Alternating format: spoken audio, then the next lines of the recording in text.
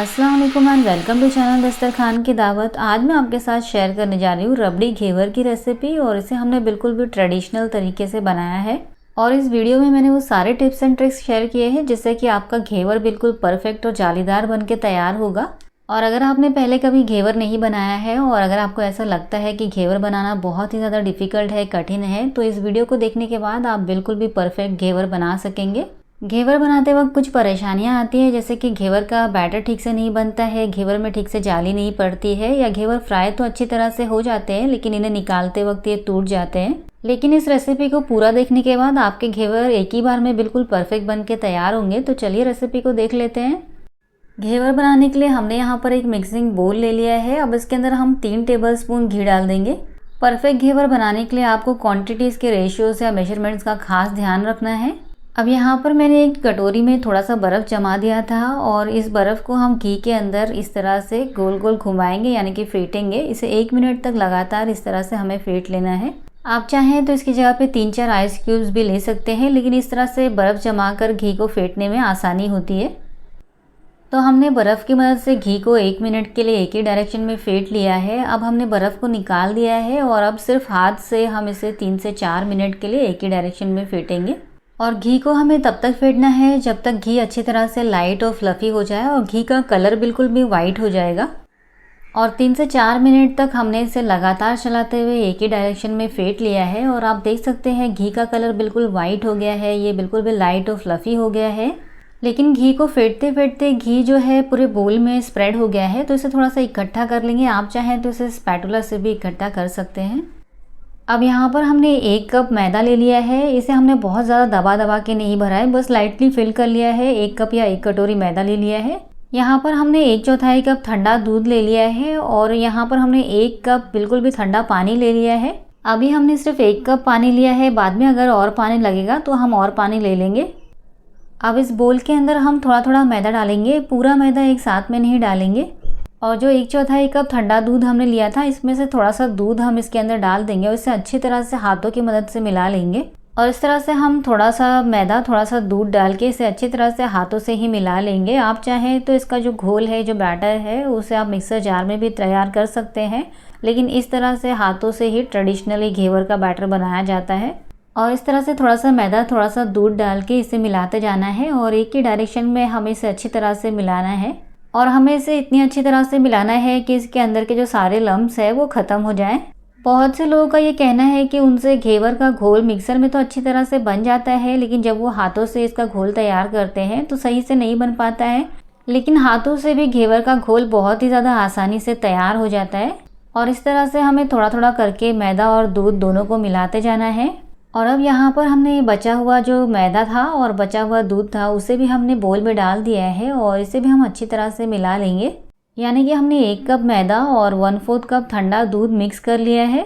अब जब दूध ख़त्म हो जाए तो इसके अंदर हमें थोड़ा थोड़ा करके ठंडा पानी को मिला लेना है। तो यहाँ पर हमने जो 1 कप ठंडा पानी लिया था उसे पहले हम मिला लेंगे और इस तरह से अब हम थोड़ा थोड़ा करके पानी को मिलाते जाएंगे और उसके सारे लम्प्स को ख़त्म करते जाएंगे और इसे एक ही डायरेक्शन में हमें मिलाना है। तो यहाँ पर हमने आधा कप पानी डालकर मिला लिया है और बैटर की कंसिस्टेंसी आप देख सकते हैं बिल्कुल भी फ्लोइंग कंसिस्टेंसी का हो गया है, लेकिन अभी भी बैटर ये पूरी तरह से तैयार नहीं है। इसके अंदर हम और पानी डालकर मिलाते जाएंगे और इस तरह से थोड़ा थोड़ा करके ये जो पूरा 1 कप पानी हमने लिया है उसे इस बैटर के अंदर डालकर हम अच्छी तरह से मिला लेंगे।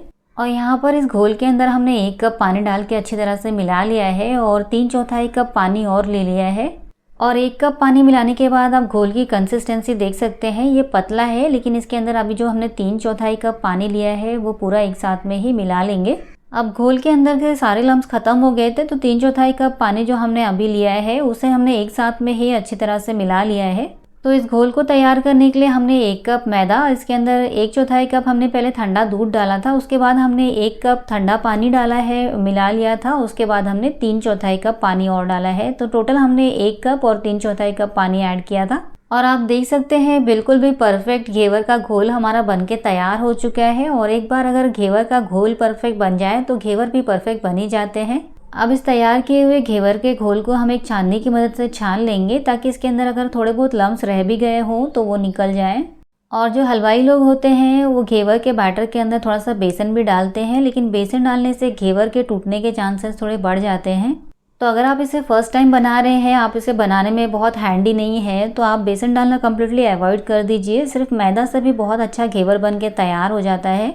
और अगर आप चाहें तो इस घेवर के बैटर के अंदर 1 टीस्पून नींबू का रस डालकर भी मिला सकते हैं, उससे घेवर बहुत जालीदार बनते हैं। लेकिन मैंने यहाँ पर नींबू का रस डालना अवॉइड किया हुआ है। आप चाहें तो डाल सकते हैं, लेकिन बिना नींबू का रस डाले भी बहुत अच्छे और जालीदार घेवर बन के तैयार हो जाते हैं। तो ये बैटर हमारा बन के तैयार है, इसे हम फ्रिज में रख देते हैं और चलिए बाकी की तैयारी कर लेते हैं। अब चाशनी के लिए हमने यहाँ पर एक हांडी में 1 कटोरी या 1 कप शक्कर डाल दिया है और उसी कटोरी से माप कर हमने यहाँ पर आधा कप पानी डाल दिया है। और अब यहाँ पर हमने 6 इलायची के सीड्स का पाउडर लिया है, जिसमें से हम आधा चाशनी के अंदर डालेंगे और आधा हम रबड़ी में इस्तेमाल करेंगे।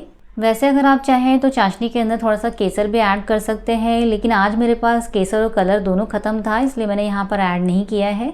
और अब इसे मीडियम फ्लेम पर बीच बीच में चलाते हुए इसकी एक तार की पतली चाशनी तैयार कर लेंगे। तो चाशनी को मीडियम फ्लेम पर पकते हुए करीबन 5 से 7 मिनट हो चुके हैं और आप देख सकते हैं चाशनी के ऊपर बबल्स आने लगे हैं। तो चलिए चाशनी को चम्मच में लेके चेक कर लेते हैं। इसे कुछ देर के लिए चम्मच में थोड़ा ठंडा होने देंगे, उसके बाद फिंगर से इस तरह से चेक करेंगे। आप देख सकते हैं यहाँ पर एक तार बन रही है, बिल्कुल पतली सी तार बन रही है। तो चाशनी हमारी बिल्कुल तैयार है। तो चाशनी को हम और नहीं पकाएंगे, इसे गैस पर से उतार कर साइड में रख लेते हैं और चलिए अब हम रबड़ी तैयार कर लेते हैं। अब रबड़ी तैयार करने के लिए हमने यहाँ पर एक कढ़ाई को बंद गैस पर रख दिया है। अब इसके अंदर हम आधा लीटर फुल फैट मिल्क डाल देंगे। और जो रबड़ी हम अभी तैयार करने जा रहे हैं वो बिल्कुल इंस्टेंट वाली रबड़ी है, जो 15 मिनट में बनके तैयार हो जाएगी। और अब यहाँ पर हमने आधा कप या आधा कटोरी मिल्क पाउडर ले लिया है और इसे हमने दूध में डाल दिया है। और अब मिल्क पाउडर को पहले अच्छी तरह से इसके सारे लम्स ख़त्म होने तक मिला लेंगे। जब इसके सारे लम्स ख़त्म हो जाए उसके बाद हम गैस को ऑन करेंगे। और अब यहाँ पर आप देख सकते हैं कि मिल्क पाउडर के जो सारे लम्स हैं वो ख़त्म हो चुके हैं। तो अब हमने गैस को मीडियम फ्लेम पर ऑन कर दिया है। और अब दूध के अंदर हम बाकी का बचा हुआ इलायची पाउडर डाल देंगे और इसके अंदर 1 पिंच हल्दी पाउडर डाल देंगे। और जैसा कि मैंने आपको बताया कि आज मेरे पास केसर और कलर दोनों ख़त्म था, तो मैंने यहाँ पर केसर और कलर कुछ भी नहीं ऐड किया है, उसकी जगह पे मैंने थोड़ा सा हल्दी पाउडर ऐड कर दिया है। दूध में 1 पिंच हल्दी पाउडर डालने से इसके अंदर बिल्कुल भी हल्दी का टेस्ट नहीं आएगा, साथ साथ में बहुत ही अच्छा सा येलो कलर भी आ जाएगा। अगर आप कलर अवॉइड करना चाहते हैं तो कलर की जगह पे आप हल्दी पाउडर यूज़ कर सकते हैं, या तो आप इसके अंदर कलर के लिए केसर भी डाल सकते हैं। और अब इसे मीडियम फ्लेम पर लगातार चलाते हुए 15 मिनट के लिए पका लेंगे। अब यहाँ पर रबड़ी को मीडियम फ्लेम पर पकाते हुए 15 मिनट हो चुके हैं और आप देख सकते हैं इसकी कंसिस्टेंसी काफ़ी थिक हो चुकी है और ये बहुत रेड्यूस हो चुका है। और अब इसके अंदर हम 2 टीस्पून शक्कर ऐड कर देंगे। तो मैं बिल्कुल लाइट मीठा पसंद करती हूँ, इसके लिए मैंने इसके अंदर 2 टीस्पून शक्कर डाला है। अगर आप थोड़ा सा स्ट्रॉन्ग मीठा पसंद करते हैं तो 2 टेबलस्पून तक शक्कर इसमें डाल सकते हैं। और इस रबड़ी के अंदर हमने मिल्क पाउडर भी डाला है जो खुद भी मीठा होता है, इसलिए हमने यहाँ पर बहुत ही कम शक्कर का इस्तेमाल किया है। और हमने चाशनी भी तैयार की है, तो बहुत ज़्यादा रबड़ी को मीठा नहीं करना है। और अब शक्कर डालने के बाद इसे 2 मिनट के लिए मीडियम फ्लेम पर लगातार चलाते हुए और पका लेना है, जिससे कि शक्कर इसके अंदर अच्छी तरह से मिक्स हो जाए। तो शक्कर डालने के बाद हमने इसे 2 मिनट के लिए मीडियम फ्लेम पर और पका लिया है और शक्कर अच्छी तरह से इसके अंदर मिक्स हो गई है और रबड़ी हमारी बिल्कुल बनके तैयार है। तो अब हमने गैस के फ्लेम को बंद कर दिया है, लेकिन अभी आपको ये रबड़ी देखने में बिल्कुल पतली लग रही होगी, लेकिन जैसे ही ये ठंडी हो जाएगी और हम इसे फ्रिज में रखेंगे ये बिल्कुल परफेक्ट कंसिस्टेंसी की हो जाएगी। तो ये जो रबड़ी है इसे हमने रूम टेम्परेचर पर पूरी तरह से ठंडा कर लिया है। अब इसे हम एक कटोरी के अंदर ट्रांसफ़र कर लेंगे और इसे हम फ्रिज में रख देंगे। और जैसे ही मैं रबड़ी को कटोरी के अंदर डाल रही हूँ, आप देख सकते हैं रबड़ी की कंसिस्टेंसी पहले से काफ़ी थिक हो गई है और जब हम इसे फ्रिज में ठंडा होने के लिए रखेंगे तो ये बिल्कुल भी परफेक्ट कंसिस्टेंसी की रबड़ी बनके तैयार हो जाएगी। तो यहाँ पर हमने तैयार की हुई रबड़ी को एक कटोरी के अंदर निकाल लिया है। अब इसे हम फ्रिज में रख देंगे ठंडा होने के लिए। तो हमने चाशनी और रबड़ी दोनों तैयार कर लिया है। अब चलिए घेवर को फ्राई कर लेते हैं। तो यहाँ पर एक हांडी में हमने आधा हांडी से ज़्यादा यानी कि 3/4 हांडी घी को अच्छी तरह से गर्म करने के लिए रख दिया है।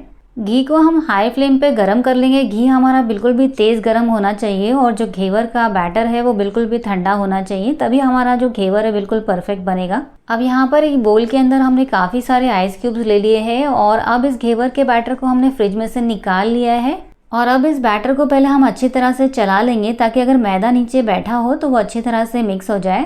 और अब इस घेवर के बैटर को हम इस आइस वाले बोल के अंदर रख देंगे ताकि जब हम घेवर को फ्राई करें तब भी ये बैटर बिल्कुल ठंडा ही रहे। और यहाँ पर घी हमारा बिल्कुल अच्छी तरह से तेज़ गर्म हो चुका है। तो चलिए अब हम इसमें घेवर को फ्राई कर लेते हैं। और ये जो बैटर हमने तैयार किया है इसमें से आधा कटोरी या आधा कप जितना हम बैटर एक घेवर के लिए लेंगे। आधा कटोरी बैटर से बिल्कुल भी परफेक्ट साइज़ और थिकनेस के घेवर बन के तैयार होंगे। तो अब यहाँ पर हमने एक घेवर के लिए बैटर को कटोरी में ले लिया है, यानी कि हमने आधा कप या आधा कटोरी बैटर को ले लिया है। अब बिल्कुल भी थोड़ा थोड़ा सा बैटर यानी कि पाव टीस्पून जितना बैटर हमें इस गरम घी के बीच में डालना है। और बैटर को हमें करीबन 1 फीट की ऊंचाई से डालना है। इसे हम बिल्कुल भी पास से नहीं डालेंगे, थोड़ा सा बैटर डालेंगे, इसे थोड़ा सा सेटल होने देंगे, उसके बाद ही हम दोबारा से बैटर डालेंगे। इस तरह से हमें थोड़ा थोड़ा करके बैटर को डालते जाना है। जल्दी जल्दी से अगर हम बैटर को डालेंगे तो घेवर के अंदर गुठलियाँ बनने लगेंगी और ये सही से जालीदार नहीं बनेगा। तो इस तरह से बिल्कुल भी पतली धार से हमें एक बार में 1/4 टीस्पून जितना बैटर डालना है। आप चाहें तो इसे एक छोटे चम्मच की मदद से भी बना सकते हैं। और स्टार्टिंग में आपको इसके बीच में जगह बनाने की ज़रूरत नहीं है, क्योंकि स्टार्टिंग में जब आप बैटर को इस तरह से डालते हैं तो ये अपने आप खुद ब खुद साइड्स में चला जाता है। और इस तरह से बिल्कुल भी थोड़ा थोड़ा करके हम बिल्कुल भी गर्म घी के अंदर बैटर को डालते जाएंगे। और जब 1/4 कप या 1/4 कटोरी जितना बैटर ख़त्म हो जाएगा तभी हम इसके बीच में जगह बनाएंगे। तो जब 1/4 कटोरी बैटर हमारा ख़त्म हो चुका था तो हमने बेलन की मदद से इसके बीच में थोड़ी सी जगह बना ली थी। और अब जब हमारा पूरा बैटर ख़त्म हो चुका है तो दोबारा से हम बेलन की मदद से इसके बीच में थोड़ी सी जगह बना लेंगे। तो यहाँ पर हमारा एक घेवर अच्छी तरह से गोल्डन ब्राउन फ्राई हो गया है। अब इसे नाइफ़ की मदद से इसके जो किनारे हैं इसे थोड़ा सा लूज़ कर लेंगे ताकि इसे निकालने में आसानी हो।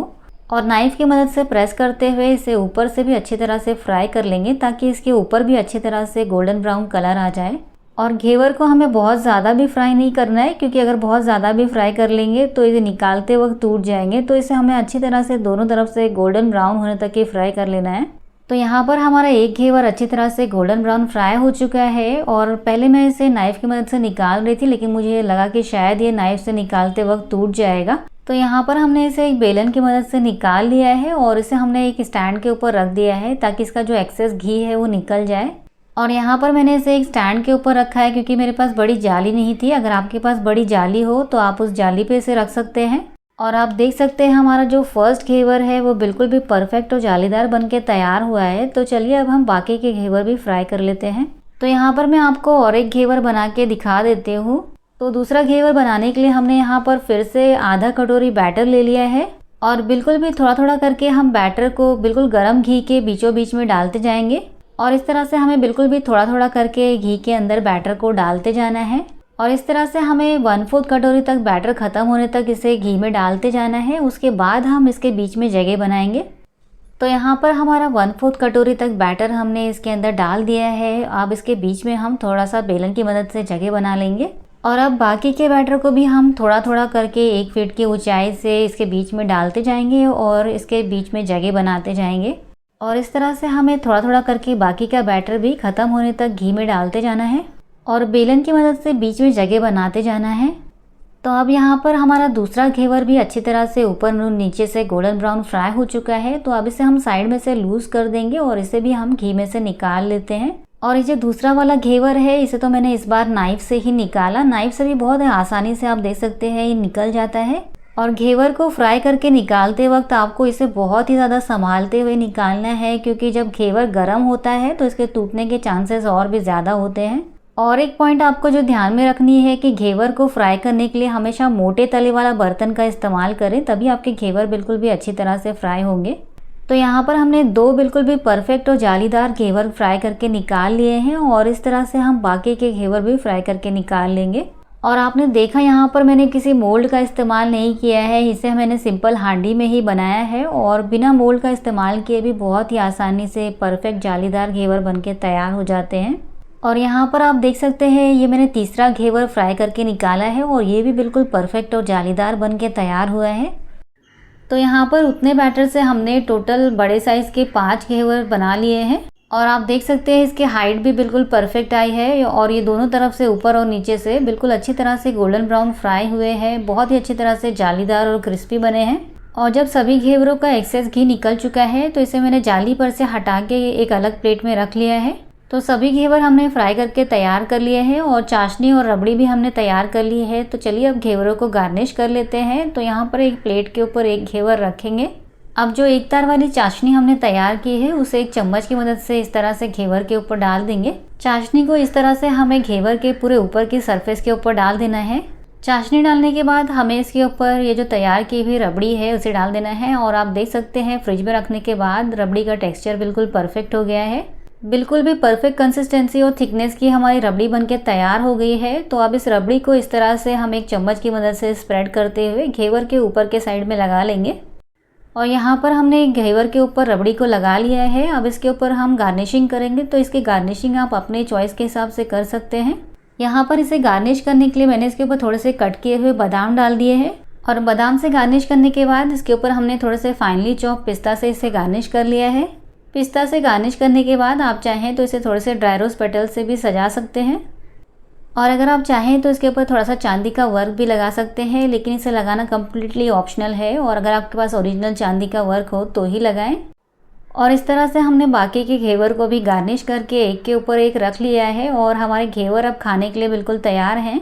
और लीजिए राजस्थान स्पेशल घेवर हमने बिल्कुल आसानी से घर पे ही बना के तैयार कर लिया है। बिल्कुल हलवाई जैसे ये घेवर बन के तैयार हुए हैं। और अब एक घेवर का छोटा सा हिस्सा मैं आपको कट करके दिखाती हूँ। आप देख सकते हैं कितनी आसानी से ये कट भी हो जाता है क्योंकि ये बिल्कुल जालीदार होता है। बिल्कुल भी परफेक्ट ये घेवर बन के तैयार हुए हैं। तो आप भी इस रेसिपी को ज़रूर ट्राई करें और जो टिप्स एंड ट्रिक्स मैंने आपको इस वीडियो में बताए हैं वो सारे टिप्स को फॉलो करें ताकि आपके भी घेवर इस तरह से परफेक्ट बने।